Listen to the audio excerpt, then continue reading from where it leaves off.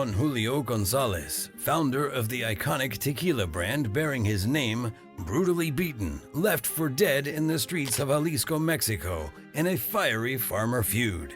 Police search for suspects. Whispers of betrayal and vengeance ripple through the highlands. His injuries, severe. His future, uncertain.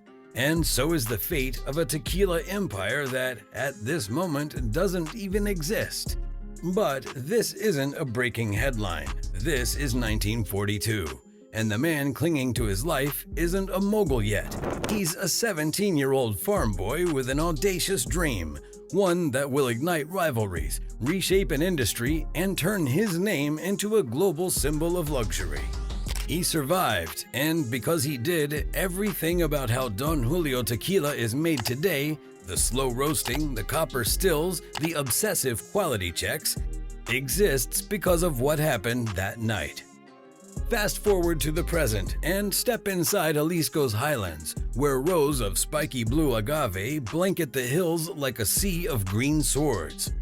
Each plant takes 7 to 10 years to mature before it's harvested. 7 years! That's the kind of patience Julio demanded, and it still defines the brand today. While competitors chase speed, Don Julio waits, because sugar content matters, flavor matters, and shortcuts, they kill everything Julio believed in. But pressure is mounting. Right now, the tequila industry is drowning in an agave oversupply crisis. Crops are cheap, demand is volatile, and brands are cutting corners to stay competitive.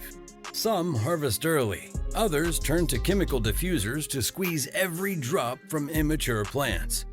The result? Tequila that looks the part but tastes like regret. Now, Don Julio could cave. The temptation to join the race is massive, but they won't. Every agave is still hand-picked by jimadores, men whose skill is as sharp as their koa blades. They work under a punishing sun, slicing through tough leaves to reveal the piña, the heart of the plant. One wrong cut and 7 years of waiting are wasted. This ritual isn't just labor, it's legacy. It's control. Julio learned the cost of losing control the hard way when rival farmers tried to end his life. That attack hardened his resolve to own every part of his process. Planting, harvesting, cooking, distilling. Total control, no compromises. And that obsession is still baked into every drop of tequila the brand produces today. Once the piñas arrive at the distillery, the slow dance of transformation begins. They're roasted in traditional brick ovens for 72 hours, 3 full days of steady heat that caramelizes the natural sugars. Walk inside one of these rooms and you'll feel it. Waves of heat rolling like invisible tides, the air thick with the aroma of cooked agave. Sweet, earthy, tinged with smoke. Could they use autoclaves and finish the job in half the time? Sure, many brands do. Some even use industrial diffusers that blast the plant apart with chemicals, forcing sugar out like an extraction lab. It's fast, it's profitable, and it erases everything Julio fought for. Brick ovens, though? They unlock flavor, deep, rich, earthy sweetness that becomes the backbone of Don Julio's taste. Julio believed that great tequila couldn't be rushed, and 8 decades later, his beloved brand refuses to prove him wrong. But flavor alone doesn't explain its enduring mystique. Long before sustainability became a buzzword, Don Julio González poured his love for the land into his devotion to the brand.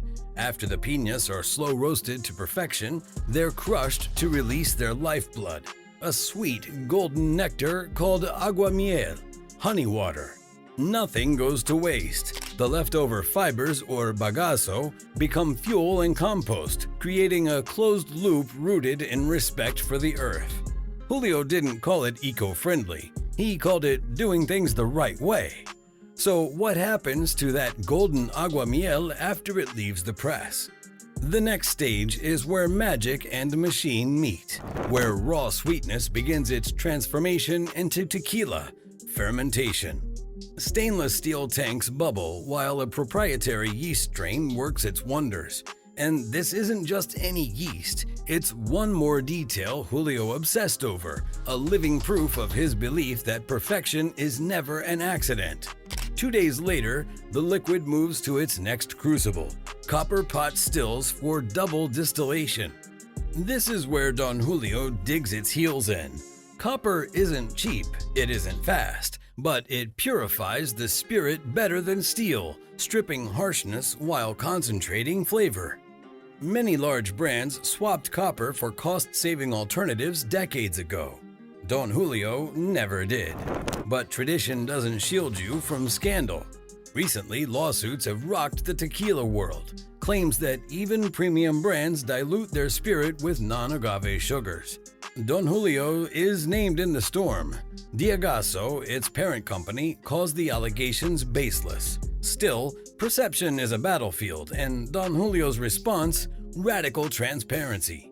Every batch now undergoes isotope analysis to verify 100% Blue Weber agave DNA.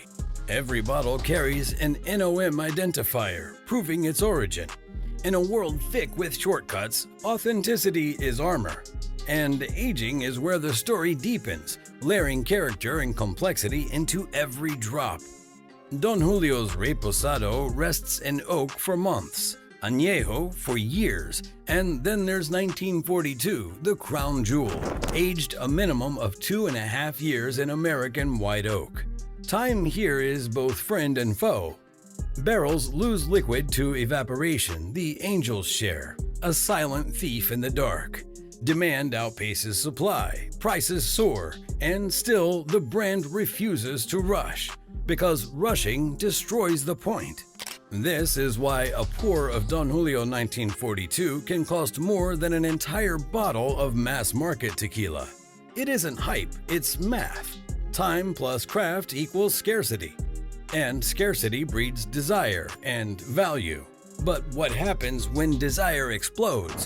When tequila goes from dive bar shots to the drink of the elite? The turning point came in the late 90s when tequila shook off its reputation as the reckless party fuel of bad decisions. Suddenly, it was on the lips of celebrities, in the lyrics of chart-topping songs, gleaming in nightclubs from Los Angeles to Tokyo. Don Julio was no longer a family secret, it was a cultural currency. Bottle service rituals made it a status symbol. The demand explosion could have broken everything Julio built. Many brands folded tradition in favor of volume. Don Julio didn't. Instead, they scaled without selling out, adding ovens, expanding stills, but never compromising the equation Julio carved into stone: quality over everything. But success comes with its own pressure. When 1942 became the bottle of choice in VIP booths and Instagram feeds, the waiting list stretched months. Counterfeit bottles flooded black markets. Yet, even then, Don Julio refused to cheapen its process. That defiance isn't stubbornness, it's strategy. Because once you dilute the promise of purity, you've lost more than flavor, you've lost faith. Today, Don Julio moves in two worlds. One is ancient, hands in the soil, blades slicing through agave, brick ovens glowing like embers of the past. The other is modern, labs running chemical fingerprints, global supply chains humming, bottles lined up in chic glass cases under neon lights.